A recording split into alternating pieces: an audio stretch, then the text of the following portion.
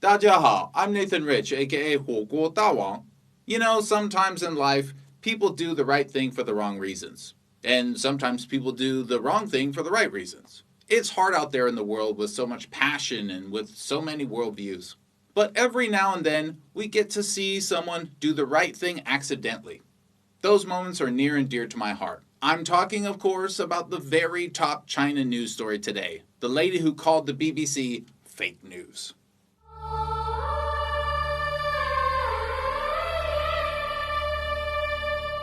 Stephen McDonnell is with the BBC as a China correspondent. While working on the riots of Hong Kong, he had an interesting experience with a counter-protester. But wait, let's back up. If you're in the West, you probably get a lot of your information from sources like the BBC.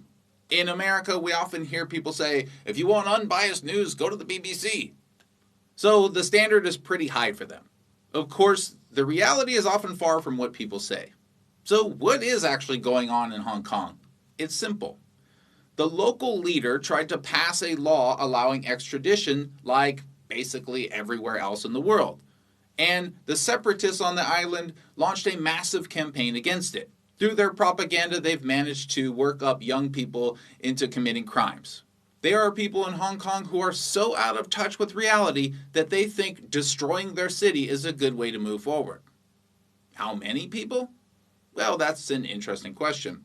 Reuters, a well-known separatist backer, did an actual electronic measurement of how many rioters were there on July 1st. But let's take a look at what numbers we were told were there protesting. Organizers said there were 550,000 people protesting. So how accurate is this 550,000 number? Reuters figure, which comes from using facial recognition software, that for some reason no one seems terrified by, shows us there was actually about half that many protesters who marched. So I think we can guess that the organizers will reliably double the real number. Whenever you hear numbers from organizers of anti-government protests in Hong Kong, cut them in half. When they say 2 million, it's probably more like 1 million.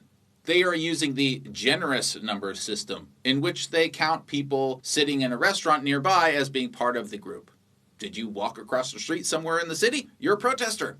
There have been some anti-riot protests as well. Many people in Hong Kong want to go back to work, want to move on with their lives, and yes, get closer to the rest of China. They've been protesting as well, though for some reason I haven't seen much coverage of that anywhere. It's almost like Western media wants chaos in Hong Kong. Anyway, so Stephen was in one of these anti-riot protests recently, and he had this to say. A protester from a pro-independence group, you could call them. Okay, a protester from a pro-independence group. A separatist. Someone who wants to break their company into pieces. Yeah, go on. Has been arrested for having explosives, and the police say 10 Molotov cocktails in a storage area. Holy wow! This is big news. The rioters, who have already broken into government buildings, bitten off people's fingers, ganged up on innocent women, thrown bricks at police officers, and waged general violence against the city, have now been proven to have bombs. They have a bomb storage area. Look at that! Look at these terrorist weapons! No wonder this is the top news story. But why is the title of this story Pro-China Hong Kong Protester Calls BBC Reporter Fake News? I mean, shouldn't the title be Anti-China Separatists Arrested for Having Bombs, Knives, and Molotov Cocktails? No? How about Public Calls Anti-China Bombers to be Labeled Terrorist Organization? No? Nothing? If the big story here, according to the BBC, is that someone called them fake news, and not that these people have explosives, that kind of sounds like, well, like fake news, don't you think? Maybe as usual, I'm just exaggerating. I mean, the rest of what he says is going to show that the BBC is straight down the middle, unbiased news. Not at all fake. Now this will fuel the criticism in certain circles that Hong Kong's political crisis is moving into a new, potentially more violent phase. And we saw that last weekend, and we may see it again tomorrow when there'll be a much larger rally than this in favour of democracy. Dear God, there's already so much to unpack here. So what he just told me is that the concern about the anti-China terrorists is not that they want to burn down buildings, potentially killing people. It's not that they want to destroy their city or that they have now shown the world that what I've been saying all along is true. They want violence. No, according to the BBC, the concern is that this will fuel criticism of them. Why is it bad to criticize anti-China terrorists? Unless, of course, you're saying that the BBC is on their side. If you're saying that the BBC wants more violence, then it all makes sense. Of course you don't want that side to be criticized. And by certain circles, do you mean every single logical person in the world? Who the hell wouldn't criticize a bunch of people burning down their city because they hate their country? Who are the certain circles of people that support this chaos? And notice when he acts like, oh, tomorrow there's going to be a much bigger rally in favor of democracy. While the size of protests are interesting, they aren't how politics actually work, as you know. They are more of an indication of how angry people are about something than how many people believe in it. So while there may be a larger rally on the other side, that in and of itself doesn't prove any kind of big point.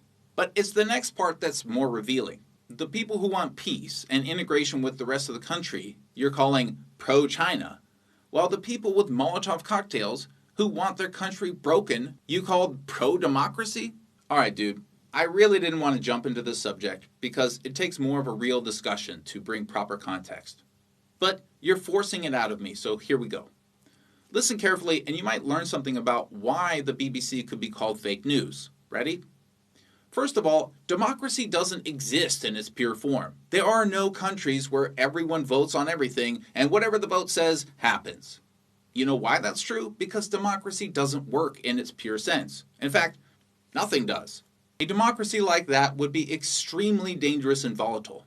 Democracy does not exist outside of theory. Major Western governments don't allow for certain positions to be elected. They are appointed. That is not a democracy. When a president wins the popular vote but loses the electoral vote in America and doesn't become president, that is not a democracy. So then what's the difference between a democratic country and a non-democratic country? I think there's two ways of looking at it. The most common would be that in general the will of the people is respected, at least in principle. And the other way to view it is that the government itself is a reflection of the people's will.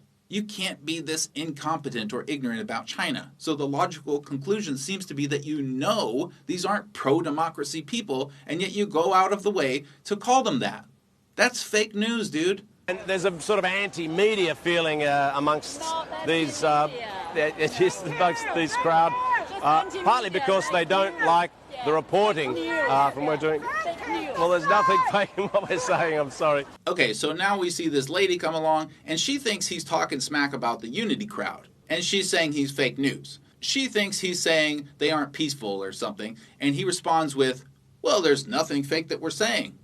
Stephen, you are saying facts, but you're using weasel words and slipping in certain ideologically charged phrases. That's opinion.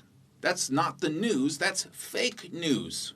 When someone says you're fake news, they aren't saying you're making up facts entirely. They're saying you aren't presenting them in an informative and truthful way. They're saying you're propagandizing in one certain way when you're supposed to be a news agency. That necessitates people like me to counter your BS. I have to come out and call you on it because you represent the company that most people are telling me is neutral. What you're saying is that there are two sides to this story. One which is pro-democracy and one which is anti-democracy. But the reality is one is pro-democracy in the sense of respecting the people's wishes. And the other side is pro their own idea for how the government should run. That's not necessarily a democracy, dude. What you're saying is supportive of separatists and instability and dismissive of unity and adherence to the democratic wishes of the people of China. This may come as a total shock to you, BBC, but if you get every single person in China to privately vote online about if they want their current government or some other kind of government, the vast majority of them will keep the existing one. That's what you really don't get about China. People complain about this or that with their own country. But at the end of the day, even the most westernized anti-China Molotov cocktail-wielding idiot can't deny how effective China has been in raising the quality of life, the average life expectancy, the GDP, literacy, education, everything. So believe it or not, the People's Republic of China isn't perfect, but it is what the people want. The burden of proof is on you to prove to me why 1 million people, or however many the real number is, protesting, rioting, burning things down is democratic. Until then, calling it such does nothing but show that when it comes to China, you are fake news. This lady may have misunderstood what you were talking about, but she still accidentally nailed it. Stephen, I don't know anything about you, and you seem like a nice guy. Take a long and hard look at how you're portraying these things and let me know if you see what I'm talking about. Because what I see is that this is not journalism, it's activism. And it's not even activism that supports the people. It's activism that supports a small minority of people that have a violent crust. That's not democracy. So what is it? Thanks everyone. 谢谢.